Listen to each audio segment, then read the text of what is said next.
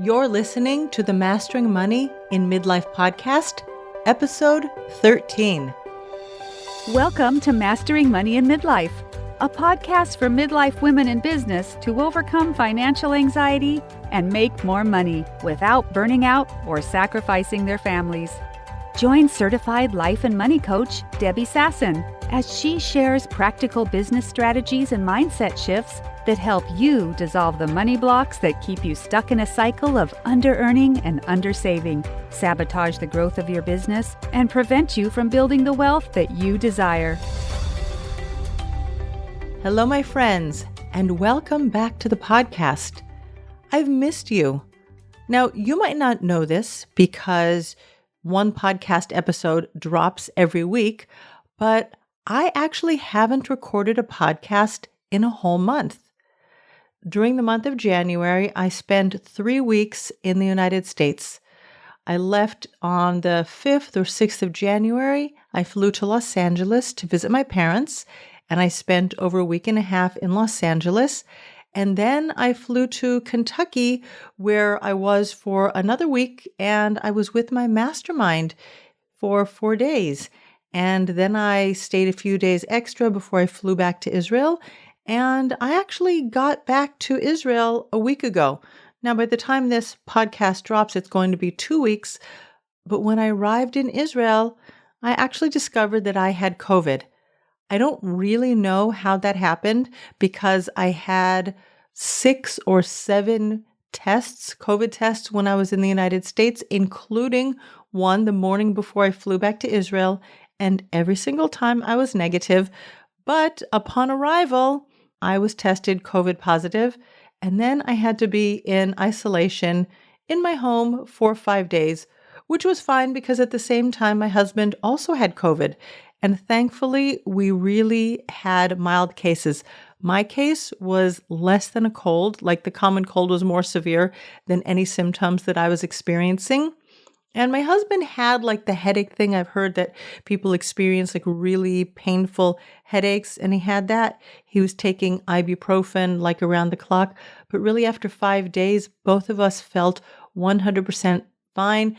And really, thank God that we managed to get over that little blip in the month of January pretty much unscathed. But if you're listening to the podcast right now and you have COVID, you've just recovered, you have family members, I think by this time we all know somebody or we've had it ourselves. I just wish you a speedy recovery. Stay healthy, stay safe, and give your body the time and the rest that it needs to recover. So here we are, back in the podcast. And today I have a special episode for you about when your client wants a refund. Because as business owners, it's a normal kind of a thing that clients want refunds. Now, sometimes as the owner of the business, we can take it personally, especially like if you're a coach and you have a one-on-one relationship with your client, or maybe if you're a therapist or a healer and your client is not getting or doesn't feel like he or she is getting the service or the results that they're looking for, that they desire, and they approach you and say, hey, this isn't working for me. I want to end our relationship. I want a refund for money that I paid you in advance. And you can take it personally. I mean, I'm going to give you a couple of examples from my own 2021 experience where I had a couple of clients ask me for refunds. And I did take it personally, right? When I got that email or I got that voicemail that said, hey, I'd like a refund, my first reaction is to be defensive and to feel rejected or judged or criticized. And oh no, what did I do wrong? And if this has happened to you, it's so normal, right? I think if we step back for a moment and we think about refunds from the point of view of a consumer, we totally get it that refunds are normal. I mean, we've had situations, probably you have, I have, where I've gone into a store and I bought something like a sweater or a skirt, or it could be even a handbag, whatever it is. And then I get home, it's not the color I wanted. It doesn't fit exactly right. I thought something was going to look good like a piece of furniture in a certain place in my house, and it just doesn't work the way I thought it would work. Or you know how you go and you try on clothes and in the fitting rooms, sometimes the mirror's a little bit wonky and you think it looks good. Sometimes the mirrors are designed, they're on an angle so they make you look slimmer. And then you get home and you're like, oh no, this looks terrible. Or you thought the color was going to go with something in your closet and you're like, oh no, it just clashes. And you're like, I have to take it back. And the shop owner doesn't usually take it personally. This product has been returned. It wasn't what the customer wanted. And if it's a customer service oriented type of establishment, they usually issue the refund, or maybe they give you a store credit without really blinking an eye. And we certainly know in the days of online shopping, Amazon, right? It's really super duper easy these days to get a refund for things that you purchase online. But when it comes to service and it comes to somebody coming to you to work with them, and then all of a sudden they tell you kind of to your face that, you know what, this isn't working for me and I want a refund, it can sort of like get you in your gut. So I'm going to discuss with you and really share with you 2 examples of when that happened to me last year and how I worked my way through it, because there's something here for all of us to learn. Right. So the first example, and I'm going to call my examples Catherine and Elizabeth. Those aren't their real names, but when my mom was pregnant with me, she wanted to name me Catherine Elizabeth.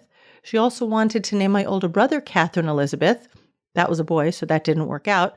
But by the time that I was born, she was so sick of the name that she's like, no, I'm not naming my daughter Catherine Elizabeth. So I hope you like that example. And I'm going to use Catherine for my first example, and I'm going to use Elizabeth for my second example, because I just think it's easier to talk about people with names. Okay, so at the end of 2020, I started working with Catherine. She wanted to grow her business. She came to me and we started working together. And very shortly into our relationship, Catherine, who lives in Israel, like I do, went abroad to visit her family. And because of COVID, at that time, she also got stuck there for a little bit, came back, had a fever. Our coaching relationship, I felt, and I think certainly she felt as well, that it never really developed that momentum that she was looking for. And she was paying me monthly. She'd already paid for the 3rd month, but I received an email from her that said, hey, I was new to this coaching. I had never experienced coaching before. I didn't really know what I was looking for, and this isn't working for me. And I want to end a relationship and I would like a refund. So, as I said before, very normal. I immediately got that email and read into it that I was doing something wrong, and also like scarcity, because now my client is asking for a refund and I have to come up with the money and give it back to her. And there's a lot of negative thoughts and emotions that can come up very naturally and very normally when a client asks you for a refund. So I was able to stop where I was, take a deep breath and pause and pull myself out of what was going on and what I was reading into the email, and appreciate that Catherine was a new business owner and had never been in this kind of a relationship before. And then I remembered back to the very early days of my online business. I had signed up for a course learning how to run webinars. And it was webinars where there would be an offer, an upsell at the end of the webinar in order to attract clients. And I did that course, or signed up for that course, I think way too early in my business. And I felt overwhelmed, probably by the material, the technology, whatever it was that was going on. And very soon into the course, I also asked for a refund. And I approached the fellow that was running the course. I sent him an email or maybe a message, and I said, this isn't working for me, and I would like a refund. And he did try to suggest for this reason and that reason that I stay on, but I said, no, there was a refund clause when I purchased the course, and he gave me the refund, and that was the end of it. And I'm like, oh, this is a normal thing. It could happen when somebody's starting out. They have certain expectations. Their expectations aren't met. And therefore I was like, okay, no problem. And really within 4 hours of receiving that email, I wrote Catherine an email and said, no problem. I've already issued you the refund, and I wish you well in your business. And I think that that's something that I would like to highlight for you, is that the more quickly you can get yourself out of that negative drama that's going on and thinking that it's all about you, and pull yourself back and say, oh, how could this be really something that isn't working for my client? And also trusting that there are more clients out there in the world. There are more people in your pipeline. There are others who want to work with you and who are looking and waiting and hoping that you're going to show up at just the right time. Or as I like to say, my clients are divinely contracted to work with me, and Catherine just might not be the one. Or our relationship was good for 2 months and now we're finished. We've had that experience, and now both of us are ready to move on. And the more quickly you can get yourself out of that negative, low value thought loop, and I spoke about that in episode number 5, and you can switch yourself into a high value thought loop where you're like, yep, this isn't working, issue refund, go back out there and serve the people who are waiting to work with you. The faster you can help more people, serve more people, move your business forward, and make more money. Because really nothing has gone wrong, right? It didn't work, and now you get to move on, both of you, for the mutual benefit and the separate benefit of the two of you. Because, if it's not working for one of you, it usually shows up in that energy exchange between the two of you. And I did feel it on our calls. I felt that there was a strain, that there was something that wasn't working. And if I look back on it, where I could have taken more responsibility in the relationship, I could have asked, hey, I noticed that we don't have the same conversation that we had in the very beginning. Things aren't going as smoothly. Is anything wrong? Is there something that we should be talking about? And I didn't do that. I didn't take that responsibility. And that's something that I have also learned from that relationship. But be that as it may, the more quickly we're able to cut and move on, the more beneficial it is for each one of us. So that's my situation with Catherine. Now let me share with you a different story, and this is with Elizabeth. Elizabeth and I started working with each other in February of 2021. We agreed on a 6-month coaching relationship. So that would have been from about the middle of February until the middle of August. And towards the end of June, we were 18 sessions into a 24-session coaching package. Elizabeth asked to take a break. Now, Elizabeth is in a special industry, network marketing industry, and her team leader was running a 6-week program, and she wanted to take a break from our coaching and work specifically with her team leader at that time.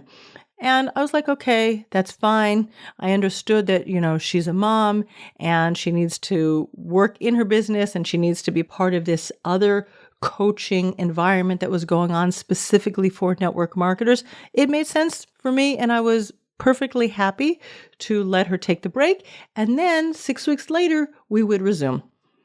So towards the end of August, I hadn't heard from Elizabeth yet. So I sent her an email and I said, hey, when would you like to schedule your next session? And she replied, it said, that's a good question. We're in a lockdown right now, and I'm due to give birth in the next 4 or 5 weeks. And then I didn't hear from her. And 1 week went by, and another week went by. And then very shortly after, it was the Jewish holidays. So I was busy, she was busy. And then I really didn't hear from her until the end of October. And I received a voice message from Elizabeth, and she said that she didn't get what she wanted out of our coaching. She felt that she needed something different as a network marketer, and she would like a 50% refund. She's about to give birth. She doesn't have the time to, work more in our coaching relationship, and she would like a 50% refund. So again, very normal. I immediately became defensive, right? Because I was feeling attacked. And if this has ever happened to you, really understand that it's normal because your brain is feeling like you are being attacked by like a wild animal, and it just wants to go hide in the cave where you're going to be safe. So I calmed myself down and I thought about it. And my thought was like, hey, we were in a relationship. We had agreed that we were going to go back to work together in August, and she did not fulfill her side of the bargain. So I wrote back in the email that, I was unwilling to give a refund. We were 18 sessions into our relationship, meaning we were 5/6 of the way through our coaching engagement. And now she was bringing up that she wasn't getting what she wanted out of the coaching. So I said this, really should have been something that you could have brought up earlier on during the coaching.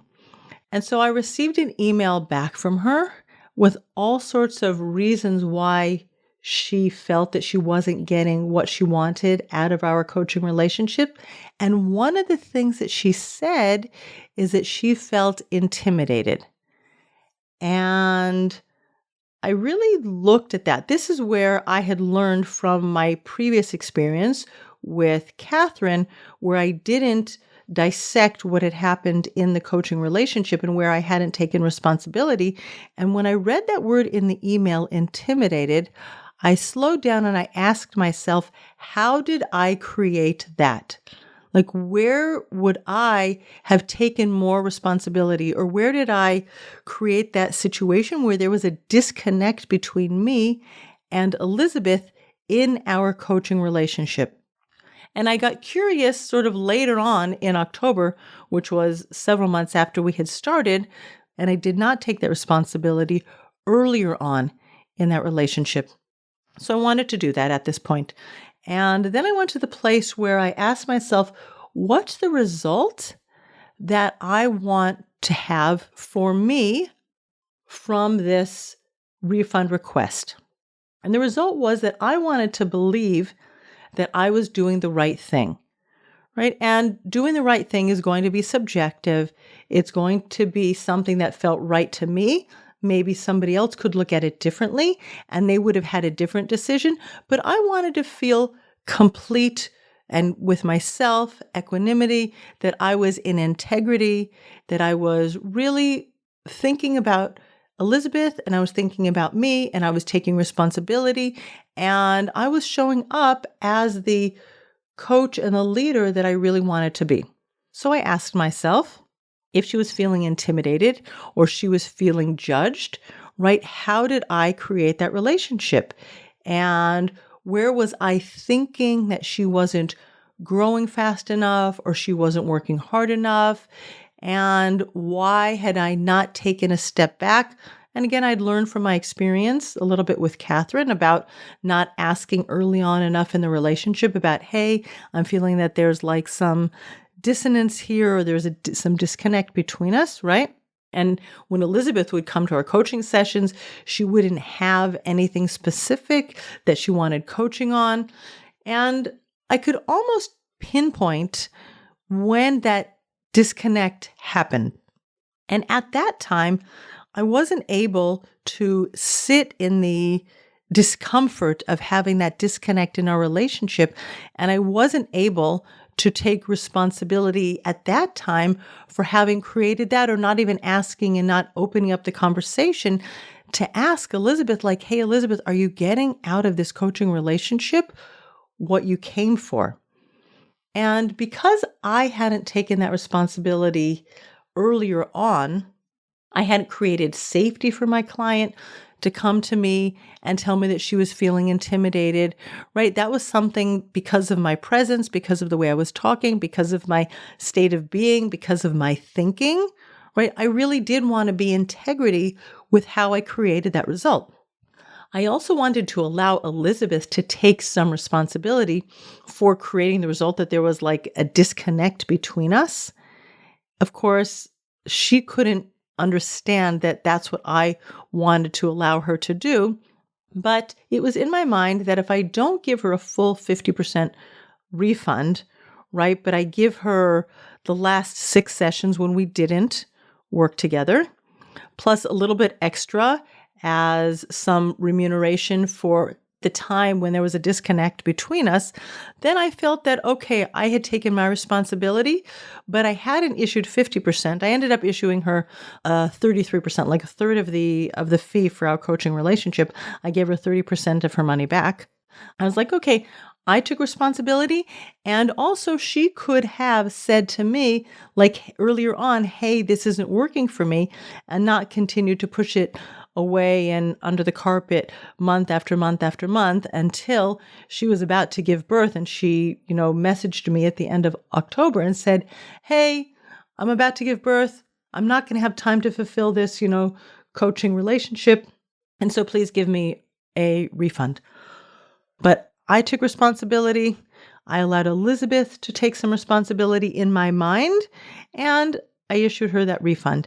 And she emailed me back. She thanked me very much. We parted on good terms, and she even told me that she gave birth to a baby girl. And I was thinking afterwards, because Elizabeth had told me that during the coaching she had felt intimidated, that she might even be at home in her house thinking to herself, I asked Debbie for a 50% refund. She said no. And in the end, she gave me a 33% refund. I won. I got Debbie to back down and issue a refund. And I really thought to myself, because I can't control what she's thinking, what she's doing in her house, but I really thought to myself, I said, if that's what happened, if that's what I created, I think that that's amazing, that it's great.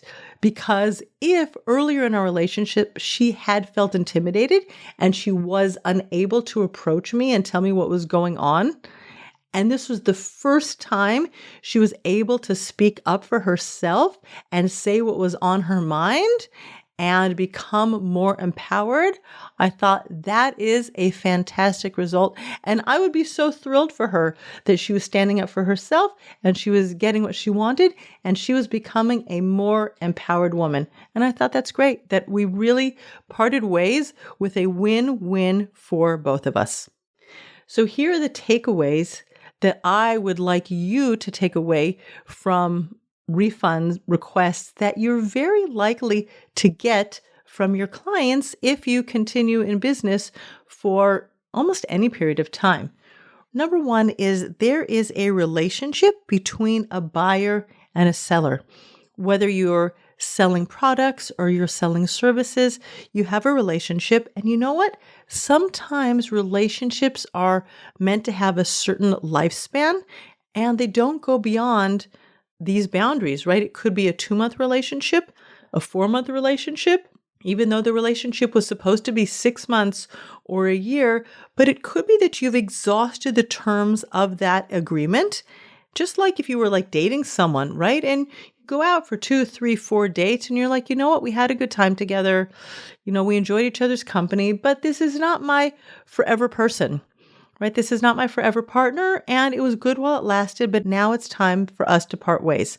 So when you're providing a service to someone or you sold a product to someone and it doesn't work and it's time for that relationship to end and for you to part ways, like you can issue a refund. And the more quickly you issue the refund and you get back to doing what you're doing, serving the people who are waiting for you, they're waiting for you to be more visible, waiting for you to show up, the more quickly you can get back to work serving them. So issue the refund and just move on. Number 2, if it's specifically a coaching relationship. And this is something that I learned specifically from that experience that I had with Catherine. Like, Catherine didn't feel like we were a good fit for each other.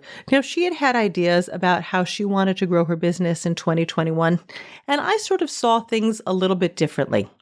And if you're hiring a coach, it is always useful for you to hear what the coach is saying, to be coachable, because if we're growing our own businesses, we can get short-sighted. We can get a little bit myopic about the way we see something, and we also do get emotionally attached to our own decisions. And if you can take a step back from your business and ask yourself, what does my coach see that I'm not seeing? Why does she like her ideas? What is it that I'm missing that she gets? And you can get yourself to the place where you like what your coach is saying. You can actually understand what she's understanding. You can grasp the rationale for why she's saying what she's saying. Now, that doesn't mean that at the end you're going to decide to follow your coach's advice, but get yourself to the place that you understand what he or she is saying and you like her reasons for doing that. You can still like your decision, you can still like your reason, but I want you to like both of them equally. And from liking both ideas equally, then you get to decide which path you're going to follow. But don't immediately dismiss what your coach is saying, because you have to assume that both of you are on the same side. Both of you want you as the business owner to succeed. Both of you want you as the business owner to make money, right? And it doesn't really matter if you're hiring a business coach, you're hiring a life coach, you're hiring a health coach, whoever it is you're hiring, if you're hiring a therapist, right? Both of you want the same results, which is for you to succeed. So if you hear something that doesn't quite sound right to you, it doesn't quite gel, there's something missing, just ask yourself what you could be missing. What's the logic behind what your coach or what your therapist or your healer is suggesting to you? And then from that point of view where you actually see that, then you can make a different choice. That's number 2.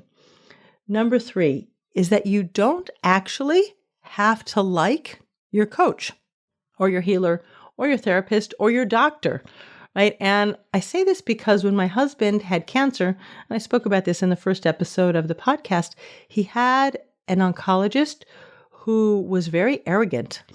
We didn't like his oncologist very much. There was a certain protocol for my husband's cancer. It was either 3 rounds of chemo or 4 rounds of chemo.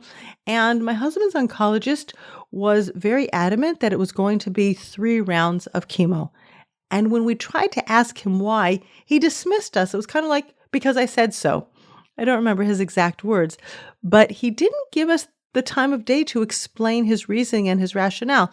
Now, I understand that we're laymen, we're not doctors, and we don't have that experience, but to have a more gentle bedside manner and say, hey, the research that I've done and the patients that I've worked with, and I see that 3 rounds of chemo is very, very effective. Even something as nice and gentle as that would have been helpful for us as the patient and the patient's wife. But he didn't have a lovely bedside manner. And what I want to offer you is that my husband got the healing that he needed. As I've already mentioned, he's cancer-free, in remission. We don't even think about it anymore. And the doctor was on our side. He wanted my husband to heal. Similarly, if you bring that home to your business, if you hire someone, that person, you don't have to like him or her, right? You can hire a business consultant, you can hire a business coach, you can hire a life coach, a health coach. You don't necessarily have to like the person to become like your best friend.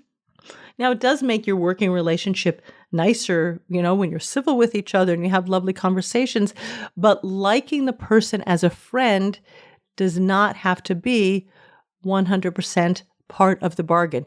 Your coach can be on your side without you guys being buddy-buddy. Okay, so that's number 3. Number 4 is that you want to always ask yourself, what is your responsibility? Right? And I said before, if your coach brings something up and you don't quite understand it, you want to assume that your coach is right, has your best interests at heart, and then ask yourself again, what's my responsibility in this? Or if you're feeling intimidated, what's my responsibility? If you're feeling like you're not being empowered by the relationship, like what can you do? And you can also bring it up at your next session because you are peers. Like you did hire someone who could guide you and lead you, but at the same time, you're both adults, you are peers. You can have that relationship where you can take responsibility for bringing something up in the discussion and saying, hey, this isn't right. This isn't working for me. Can we talk about it? So you get to be the adult in that relationship also. And then the last thing, as I said before, is that it is normal in business for people to ask for refunds.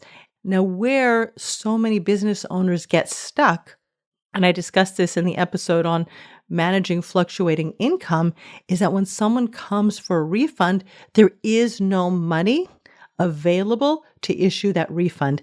And so automatically you're going to go into like scarcity, or your brain's going to get weird and be like, oh my gosh, I'm not going to be able to eat. I have to give money back to this person. And how am I going to eat? How am I going to pay my bills? Right. And you might get a little bit weird about it. So it always makes sense for you to have money in a reserve account just in case there is something unexpected, like a client asking for their money back. And that way you can issue the refund with calm and equanimity, and you can quickly move on to taking care of the people who are waiting for you to help them. Now, I'm just going to finish with one little story. It's not a story about me when I was a coach. It's a story that happened to me many, many years ago when I was working in financial planning. And the memory is a little bit vague, but it's a cute story.